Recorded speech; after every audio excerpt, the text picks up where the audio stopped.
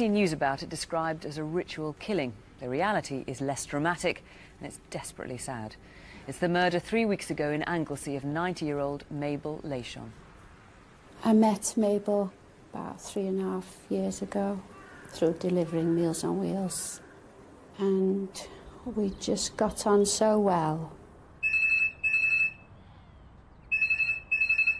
Oh, hello. Oh, it's nice to hear your voice. Oh, she could talk. She used to like to chat with her friends on the phone quite a bit. It was a job to get a word in edgeways sometimes. I'm sorry, what did you say? What about you? What about the new flat?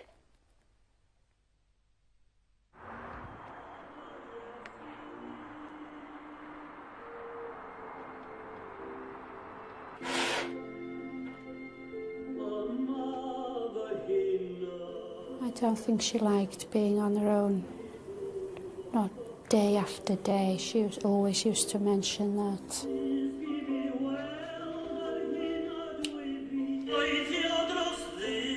All she had was a radio. She would listen to the radio a lot. She used to have trouble with a hearing aid. When she was on her own at home, she would switch it off to save the batteries.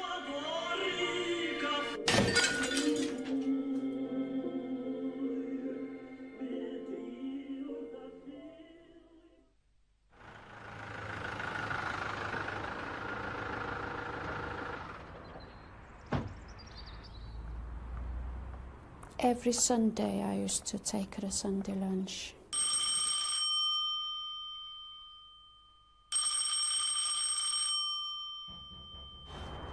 Mrs. Leyshon! She was a lady that would like you to be very punctual.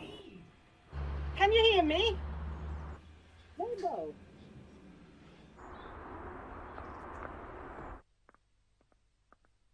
It was unusual for her blinds not to be opened by just after 12 on a Sunday.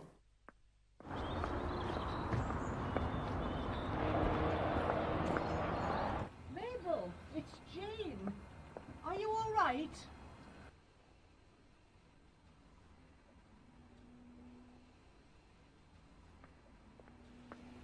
Mabel? Mabel! Can you hear me? Oh my God. I don't think about how she would have reacted if she saw someone strange enter her room. She was only a little lady.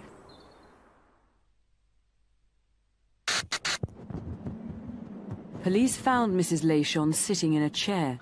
She died after being repeatedly stabbed. Her heart had been cut out and left at the scene. 2 fireside pokers were laid out in a cross or an X on the floor. Numerous witnesses saw a blue van outside Mrs. Leyshon's house the week before she died, which is curious because she never mentioned she had builders. One man was taller than the other with dark hair in a fringe over his forehead. The shorter man was stocky with a crew cut. They're not prime suspects, but they have to be eliminated. And a blue van was also seen the day she was killed. It may well be coincidence, but we need to find the owners.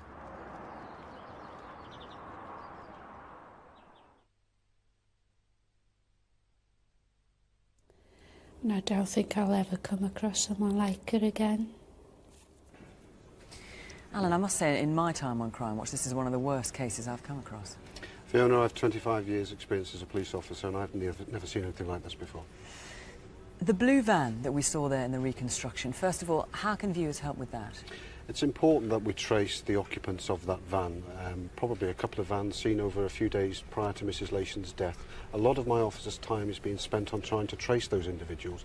They may well be just carrying out casual labour locally, but it's important that I know whether they've been into Mrs. Leyshon's premises on the days before her murder. And you don't believe they are prime suspects? No, indeed not. I think in all probability that they will be eliminated from my inquiry, but I would wish to focus my time and my officers' time on other lines of inquiry, but it's important that I conclude that matter. And what about the murderer? What did you know about him?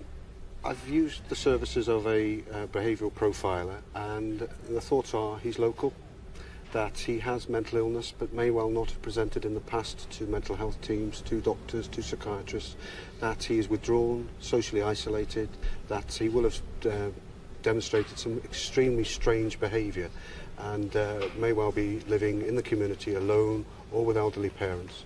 Do you think he would have known Mabel? The thoughts are that there would have been some prior contact with her, not necessarily close contact, but he would have been aware of her, and because I can rule out theft as a motive. The burglary was not the main purpose for the offender breaking into the property. So you believe he was local. He may have been showing signs of delusional behaviour, erratic behaviour. He may not, of course. He may have been able to hide that. There was... we talked about at the beginning there that the newspapers describing this as a ritual killing, the fact that Mabel's heart was cut out and the pokers left in a cross shape. Do you think he was part, or this was part of a cult in some way? There's no evidence to show that, and I've sought advice from various people, and nobody's been able to make the link with the pokers in the cross position or the removal of the heart with a ritualistic killing.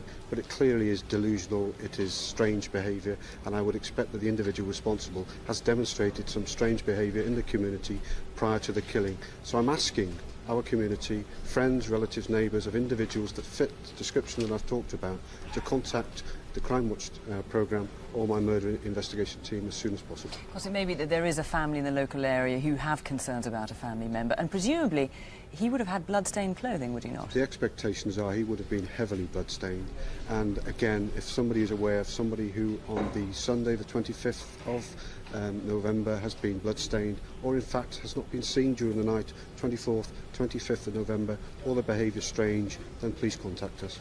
OK, Al, thanks very much. Remember what we're looking for, most probably a local man. He knew Mabel lived there, and who may have been behaving so oddly that people who knew him, especially his family, as we just heard, may have been worried about him. And because there are some Welsh-only speakers in the area and other people who feel more comfortable speaking Welsh, DS Keith Jones has a short appeal in Welsh. Rydym yn awyddus I siarad gyda'r dynion gyda'r fan las a welwyd yng nghartre Mrs Leyshon. Rydym yn bendant fod y dynion yn lleol ac mae'n angenrheidiol ein bod yn cysylltu gyda nhw fel tystion. Bysai dillad y llofrudd wedi steinio a gwaed, rydym hefyd eisiau clywed gen aelodau teulu neu ffrindiau sydd wedi bod yn amheus ynglŷn â ymddygiad unigolyn yn y pentref neu'r cylch. Please call. If there's any suspicions you have, obviously it's hard if there's anyone in your own family, it's very hard to believe it could be them, but any suspicions, call us here in the studio, 0500 600 600, or the Murder Inquiry Room, 01492 518 383.